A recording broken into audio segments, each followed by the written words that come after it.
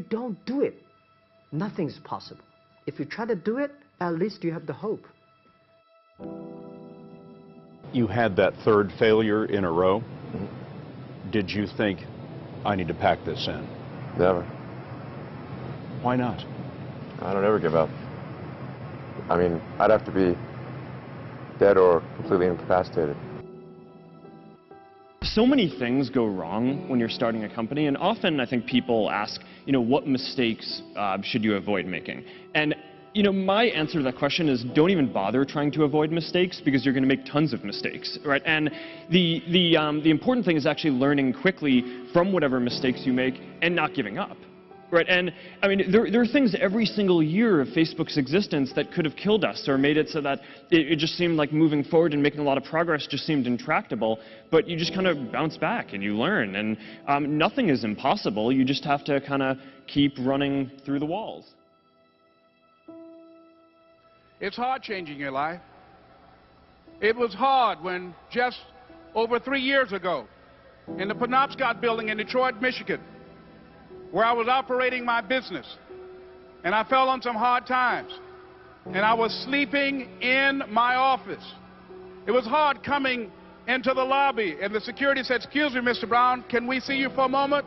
And I said, "Yes," and I walked up to the counter, and he gave me an envelope. And he said, "Would you mind reading it here?" And I opened the envelope, and the envelope was from management that said, "This is an office tower. It's not a hotel. Please do not sleep in your office." And I said, "Excuse me, sir." I said, "I just work long hours in creating my business. I'm an entrepreneur. And right now things are bad for me. But they're not going to be this way always. And I just asked for the opportunity to continue to operate like I'm doing. I'm not trying to make this my home." And it was hard coming through the lobby. And sometimes they would laugh. There's a guy talking about becoming successful. And look at him. He's bathing in the bathroom upstairs on the 21st floor. He sleeps on the floor. Him and 2 other dreamers up there. Look at him. It was hard, ladies and gentlemen, coming to speak to people. And I was facing financial difficulties in my own life. I was behind on my bills and my dreams, and I'm saying to them, you can live your dream. It was hard, ladies and gentlemen. It was very difficult to pick myself up each day believing that I could do it. There were times that I doubted myself. I said, "God, why is this happening to me? I'm just trying to take care of my children and my mother. I'm not trying to steal or rob from anybody. How did this have to happen to me?" It was very hard. And here's what I want to say to you. For those of you that have experienced some hardships, don't give up on your dream. No one could have convinced me by holding on, by continuing to push forward, by continuing to run toward my dream, that one day I would have my own talk show. It's a long shot, ladies and gentlemen, from Liberty City, an abandoned building on a floor, never knowing my mother or father. It's a long shot. Being here with you today in this dome in Atlanta, it's a long shot. No college training, labeled educable, mentally retarded, but I kept running toward my dream.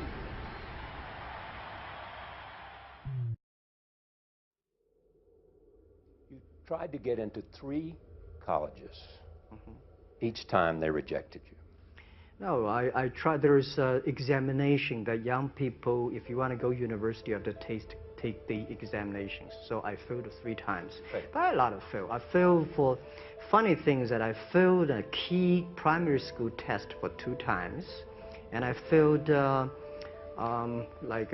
3 times for the middle schools, and you will never believe in Hangzhou, my city, there's only 1 middle school that lasts only 1 year. It was changed from primary school to middle school because our graduates of our school, no middle school accept us because we were too bad. What effect did it have, though, being rejected? Well, I think we have to get used to it. We're not that good. Even today, we still have a lot of people reject us. I think When I graduate from universities, and before for 3 years I tried to fill in the universities.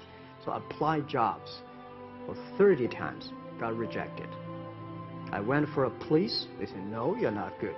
I went to even the KFC. When KFC come to China, come to my state, 24 people went for the job. 23 people were accepted. I was the only one guy. And we went for police. 5 people, 4 of them accepted. I was the only guy that I received it. So to me, being turned down, rejected. Oh, by the way, I told you that I applied for Harvard for 10 times, rejected. Nothing works the first time. When you try something new, it probably won't work. When you try something new several times, it probably won't work. And the turning point in my life came when I would hear good ideas, and I was so eager to be successful in selling. I would run out and try the ideas, and they wouldn't work. I'd try a way of getting an appointment or answering an objection or closing a sale. It wouldn't work. And my natural response, and I think just to be disappointed. And then I realized nothing works, at least the first few times. So I decided I would try a new idea 5 or 10 times before I passed judgment on it. I would not just try it once and quit like most people do, and that changed my whole life. It was a turning point in my life because I realized from then on, if you've got a good idea and you've got a good goal and you want to double your income and improve the quality of your life and you have to try new things in order to get new results, it's not going to work the first time. So you say, well, that didn't work, try something else and try something else and try something else.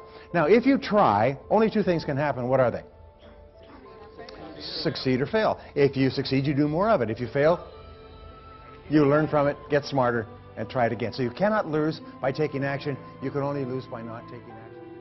Practice faithful persistence. Means never, ever, ever give up. Chicken Soup for the Soul was rejected by 144 publishers. 144 publishers said, we don't want to publish a collection of short stories. The title's stupid, Chicken Soup for the Soul. What does that mean? People don't buy collections of short stories. There's never been, successful chain of doing that. So literally, we spent 14 months trying to find a publisher. And we'd go to New York with our agent, and eventually our agent gave us the book back and said, I can't sell this.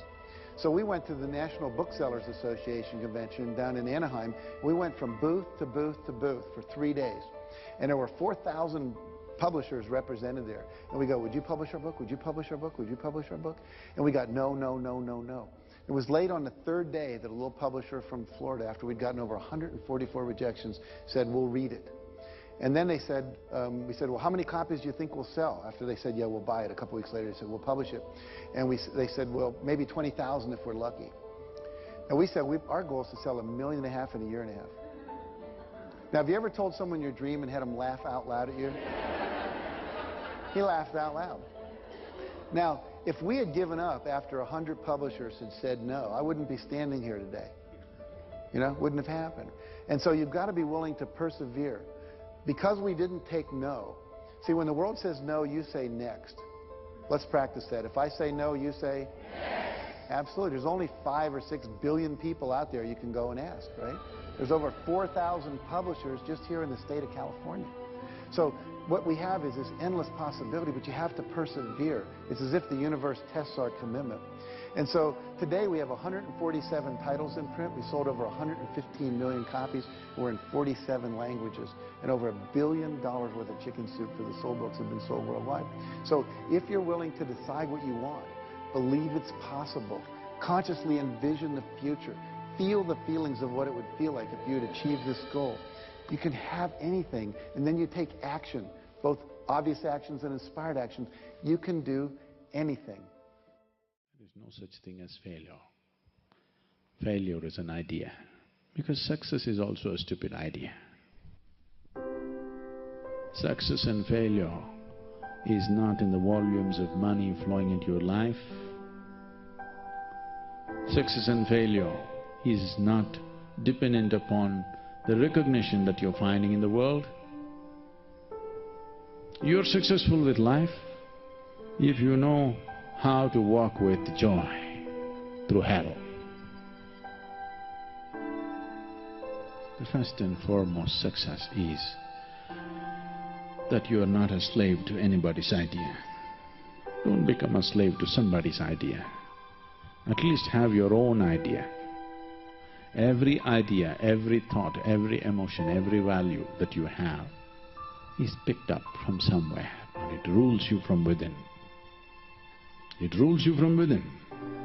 Your religion, your society, your culture has trained you to believe that this is it.